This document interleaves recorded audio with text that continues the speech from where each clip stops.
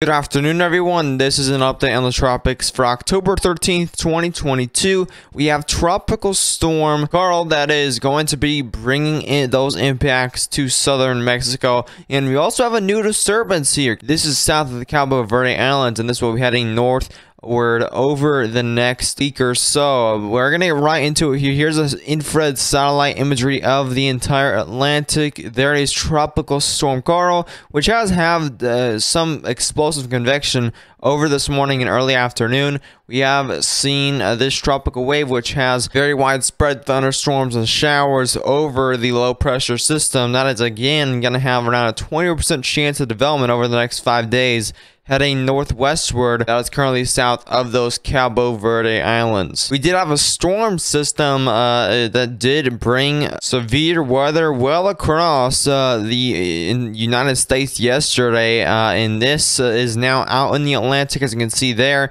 Definitely bring a lot of tornado warnings in the Milwaukee, Wisconsin area, and also bring a lot of severe thunderstorms down here in the south. Here's the National Hurricane Center. There's Tropical Storm Karl, which has been weakening a bit. It now has 45-mile-per-hour winds. This was expected to strengthen to 70-mile-per-hour winds today, but again, something got to it, likely the upper-level winds that weakened it off, and it's likely just going to make impacts as a low-end tropical storm. There's that one disturbance. It has a 20% chance over the next 5 days of development. According to the National Hurricane Center, a large area of disorganized showers and thunderstorms located several hundred miles south of the Cabo Verde Islands is associated with a tropical wave. Environmental conditions appear marginally favorable for some slow development of the system as it moves westward to west-northwestward at 5 to 10 miles per hour over the tropical Atlantic through early next week. We now have tropical storm warnings out for Tabasco and Veracruz. This will be making those low-end tropical storm impacts, heavy rainfall,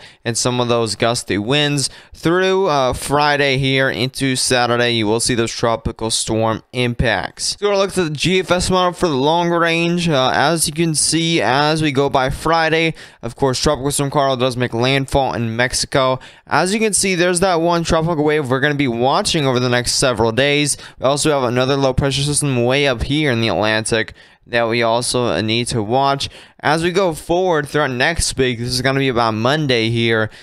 We go throughout even Tuesday, not much in the Atlantic by now. As you can see, there's a strong low pressure system up here just east of Nova Scotia around Wednesday. And we also get an interesting tropical wave that appears northeast of the Lesser Antilles. And this actually develops into a little something, possibly a tropical storm past October 20th, so around 21st of October. We could see another tropical storm in the Atlantic, and that's not the same tropical wave, but a different one.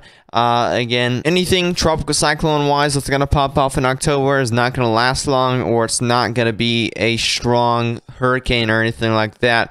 Just because we are getting increasing shear, and also the waters are still very hot, don't get me wrong, in the Caribbean and Gulf.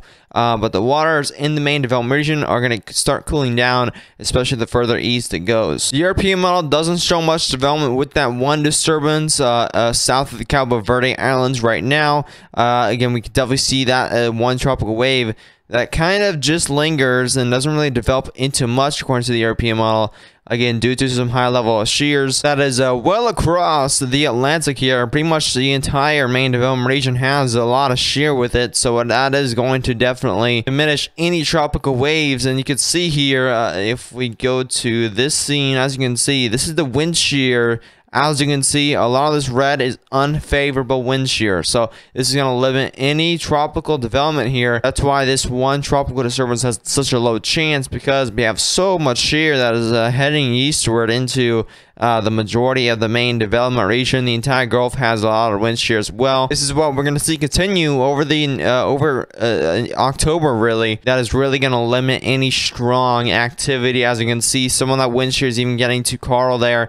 That is weakening, right? That is weakening it into a more low-end tropical storm right before landfall. Here's the sea surface temperatures. As you can see, we're definitely seeing a lot more cooler waters that are creeping into the main development region. We're starting to see a lot of cool waters diving south across the East Coast, even into the Gulf Coast. We are seeing a lot of those cooler waters affected by those cold fronts that have entered the region here. And the Gulf, as you can see, is really cooling down. We saw that the Gulf was definitely primed for Hurricane Ian. Now it is starting to cool down. As you can see, only about 28 Celsius for the majority of the Gulf.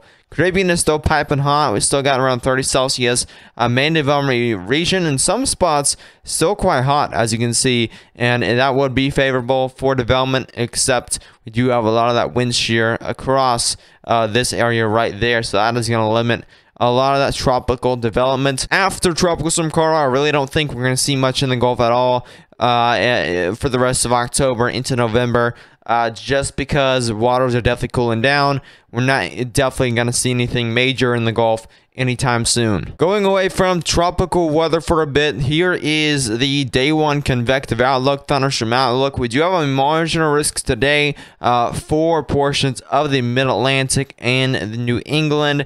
And this does have a 2% risk for tornadoes over there, and that includes Baltimore and Washington, D.C. Also includes Philadelphia. So definitely small tornado risk, but things are possible. We did see a lot of tornado warnings with a 2% risk, I believe, up there in Wisconsin. So just keep your eyes on the sky for the day here. If you do live in Baltimore, Washington, Philadelphia, if you happen to be watching this, there is that small thunderstorm risk and mainly winds and a small risk for tornadoes. If you did enjoy the video, be sure to subscribe to the channel if you are new, and turn on post notifications. You won't miss a single upload or live stream every single day. As always, I'll see you in the next one. Stay safe.